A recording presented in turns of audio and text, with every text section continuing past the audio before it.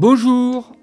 Alors aujourd'hui, comme vous avez vu sur le titre, je vais vous parler donc de la clé USB avec différentes capacités et différentes connexions. Et je vais surtout vous parler, faut-il utiliser une clé USB pour du stockage de données, donc en tant que support de stockage. Et donc je vais vous expliquer tout ça tout de suite. Donc tout d'abord, je vais vous parler des différentes clés USB. Donc vous avez des clés USB en USB-A, en USB-C, ainsi que des clés USB. Vous avez les deux connectiques. Donc d'un côté, vous avez l'USB-C et de l'autre côté, vous avez l'USB-A. Ensuite, vous avez différentes capacités. Alors, généralement, c'est du 16 Go, 32 Go, 64 Go et 128 Go.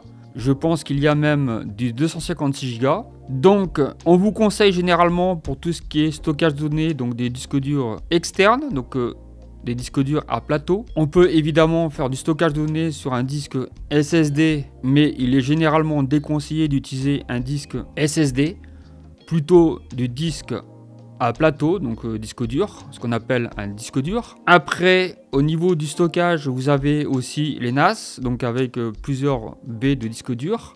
Vous avez aussi donc les disques durs externes. Et ensuite, vous avez les clés USB. Alors, je vais vous parler des clés USB. Donc, je vous conseille évidemment de ne pas utiliser une clé USB. Pourquoi? Parce que, en fait, la clé USB, elle sert principalement à déplacer des données d'un point A à un point B.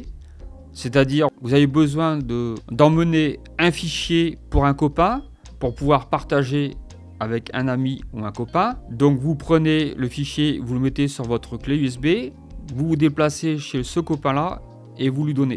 La clé USB est essentiellement utilisée pour ce type d'utilisation. Elle n'est pas faite pour stocker des données à long terme. Une clé USB, il faut savoir que c'est beaucoup plus fragile qu'un disque dur ou un disque SSD. À tout moment, elle peut tomber en panne et donc vous risquez de perdre toutes vos données que vous avez stocké sur la clé USB. Les clés USB ont un nombre de cycles limité, donc ça va de 10 000 cycles à 100 000 cycles. Donc c'est quoi un cycle?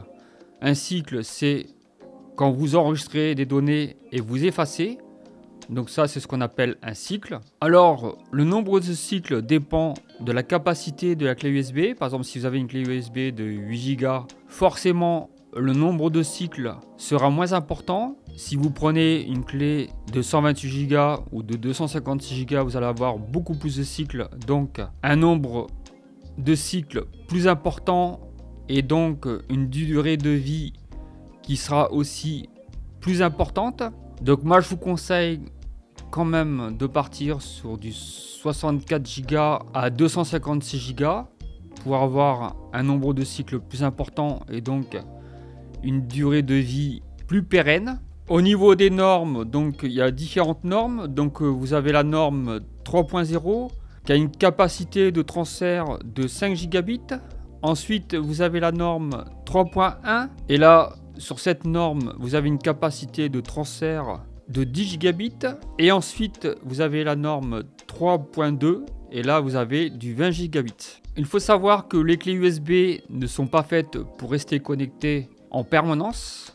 Un produit qu'il faut déconnecter régulièrement. Vous l'utilisez, vous le branchez. Une fois que vous avez terminé de l'utiliser, il faut la débrancher. Il ne faut pas la laisser connecter. C'est pas fait pour ça. Au contraire d'un SSD ou d'un disque dur, vous pouvez le laisser connecter en permanence. Une autre fragilité, c'est le fait au niveau de la poussière, au niveau des connecteurs. Donc il faut faire très attention à ce qu'il n'y ait pas de poussière dans les connecteurs. Un autre point important, évitez quand même de la laisser tomber par terre régulièrement. C'est quand même solide, mais à un moment vous risquez d'endommager votre clé USB. D'autres possibilités de stockage, comme je vous ai dit précédemment, donc c'est les disques SSD ou les disques durs. Donc disques durs, c'est les disques durs à plateau. Les disques durs à plateau sont plus pérennes sur le temps, un peu plus fragiles si vous laissez tomber par terre, donc parce que c'est des plateaux et donc c'est des têtes de lecture. Donc les disques durs à plateau sont plus solides puisque c'est des systèmes magnétiques, ça risque pas de tomber en panne. Enfin, ça peut toujours tomber en panne, mais c'est plus résistant sur le temps. Si vous regardez dans les entreprises, aujourd'hui, on utilise pour tout ce qui est stockage des disques durs. Et tout ce qui est système d'exploitation, on utilise du SSD puisque c'est plus rapide. Donc j'espère que cette vidéo vous a plu. Si c'est le cas, vous pouvez laisser un petit pouce vers le haut. N'hésitez pas à vous abonner. Et je vous dis à très bientôt pour une autre vidéo. Ciao, ciao!